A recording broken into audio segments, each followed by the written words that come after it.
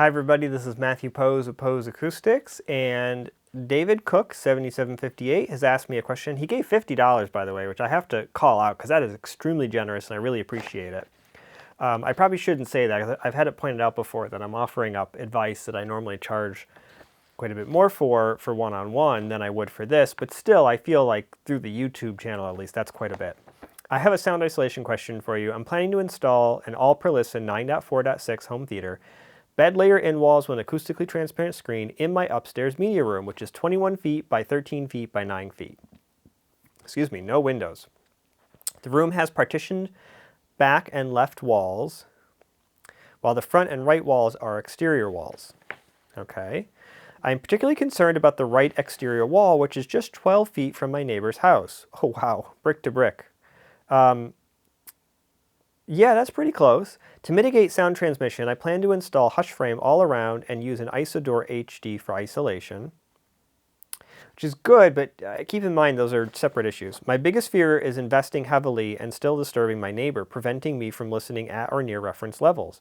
Given the setup and planned sound isolation, do you think effective containment is achievable, or am I likely to run into issues? Additionally, will the choice between 10-inch and 15-inch subwoofers significantly impact sound transmission? Thank you. Well, 10-inch subwoofers are just tiny. No, you need 15-inch subwoofers.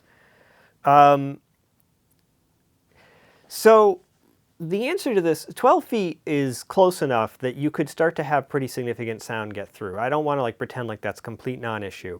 Having said that, there's no, I can't in my room, my exterior wall, which is here, this particular exterior wall is actually not concrete. So some of the other walls in the house are.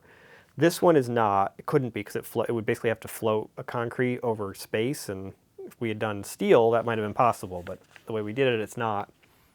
So this one, what it is actually a 2x6 stud wall. On the outside, I have 2 layers of 3/4-inch sheathing. Then there's insulation. And then the hush frame. The hush frame... the 1x2s. I'm going to get through this eventually. And then the drywall layers. And there's 2 layers of drywall here. And that's it. I didn't do mass loaded vinyl. I didn't do plywood. I didn't do 3 or 4 layers, anything like that. That's it. You can't hear the theater real loud outside at all. And when I say real loud, I mean if you're standing on a ladder, because I actually did this for some testing. If you're standing on a ladder, right outside this, a foot from the wall, it's not that loud. If you get over to the neighbor's house, there's nothing. You don't really hear much of anything, and I have 4 18s plus the 4 12s in the back. So what I would say is containment is certainly possible. Typically what's going to bother your neighbor the most is going to be low frequency. So the answer to your 10 versus 15-inch sub is yes, in the sense that bigger subwoofers are going to have more bass output, and that's going to be more likely to go over there. You should still get the bigger subwoofers because I think it's the better way to achieve what you're trying to achieve. You can always turn them down or shape the response in a way that reduces the amount of low frequency energy that could get over there. Having said that, when you're trying to deal with low frequencies, remember that you've got different types of zones you have to deal with. So the one that everybody knows is the mass controlled zone. And then below the mass controlled zone is a resonant zone. And then basically there's a resonance caused by that air cavity.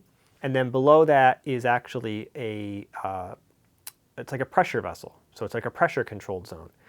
Stiffness controlled zone, sorry, that's the better way to put it. So the stiffer the structure is, the more those ultra low frequencies are contained, not the more massive, which is what most people tend to think. So what I recommend, now here's the thing, when you make something more massive, you often make it stiffer. So when you double something's thickness, it becomes 7 times stiffer than it was before. So my recommendation would be you could effectively address 2 birds with 1 stone here.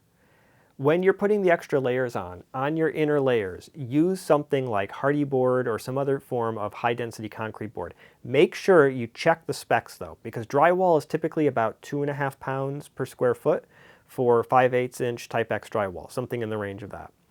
There are lightweight aerated concrete boards, and then there's the heavier high mass stuff. You want the heaviest, highest mass stuff you can find. I've also heard that there's some sheathing out there. Somebody sent it to me recently. It's like concrete sheathing. I think it's designed for wet environments, and it appears to be maybe over 3 pounds a square foot. Get that, use that as your innermost layer, and then put drywall over that. In between those layers, you could add green glue. The green glue would help with the coincidence frequency zone and adds a little extra damping at low frequencies as well. So there's some benefit down in that zone. Most of that damping, most of the resonance zone though is going to be handled by the fiberglass or mineral wool that you put in the wall. And so just make sure you're using fiberglass or mineral wool or cellulose and not foam. So spray foam is not going to work well for this. If you have to use spray foam, try to do like half the thickness and then the other half you would make up with fiberglass.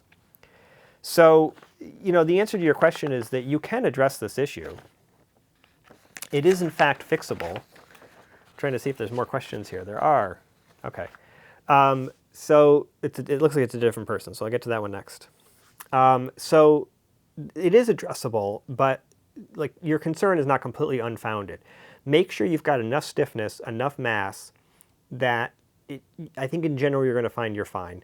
The door, and now unless this door goes outside, the ISO door is not going to have a huge effect here, because what you're talking about in that case is like here, my door is over here, my outside is over here. That door admittedly faces a hallway which then goes outside, but like way less sound gets out there than here, because here you've got a double stud wall, you've got an ISO door HDLF, and then you've got a, we'll call it 5 feet, 4 feet, something like that space, and then you've got a 2 by, I think that one's bigger actually. I think on that side, because there is concrete, it's 2 by 10. So there's a portion of it that's concrete and a portion of it is this 2 by 10 wood structure, and then it's all the same layers. And so when you're outside there, there's like nothing. Like I remember trying to measure, I couldn't even measure it. I wasn't able to capture the sound enough to be able to get a measurement. So it was basically like the noise in the room and then the outside noise, and that was all I was able to measure. That was even using my more advanced technique, which you use basically it's like a transfer function method where you have a sine sweep and you capture the sine sweep in here and you capture it out there. I couldn't capture the sine sweep out there with anywhere near enough signal to noise ratio to actually create a transfer function. So it was garbage. It was completely useless. So it would be very surprising to me, given that you're doing what I did, if you couldn't get a result that's acceptable. I hear people talk a lot about putting together these high-end home theaters and then annoying their neighbors to the point that they can't listen beyond fairly low volume levels and being really disappointed by that. And for me, this is why I think sound isolation is worth it when you're doing these rooms. It's not that the cost is nothing. There's a cost to it, but I do think you have to look at the cost in the context of how happy are you going to be after investing in this theater if you can't really use it? Not the way you want to, at least. And it's easy to say ahead of time when you're looking at the money to say, well, I'll be happy with it being quieter. But 5 or 10 years down the road, after you've made that decision and it's kind of too late to fix it, it may not take that long actually, 5 or 10 weeks down the road, I think you're going to find yourself in a position where you're saying, I really wish I'd spent that money and taken the time to do it, because now I can't enjoy my system that I put all this effort in. Like, what's the point of having this great high output system if you can't hear it the way it was intended to be? So I hope that's helpful. I hope you like this video. Please subscribe to my channel, like the video, pass it around to friends. And if you've got a high-end home theater project, remember, that's what I do. Contact me and I'm happy to work with you. I am really busy and it is a problem, and my communication has not been great because of that. However, I am in the process of bringing somebody on who's going to help me, and I think it's going to take time. But you know, once he's up and running, I think it's going to really help improve communication. I also think we're going to be more efficient and can probably take on more projects. Hope that's helpful. Thanks, everybody. Keep on watching. I got more coming.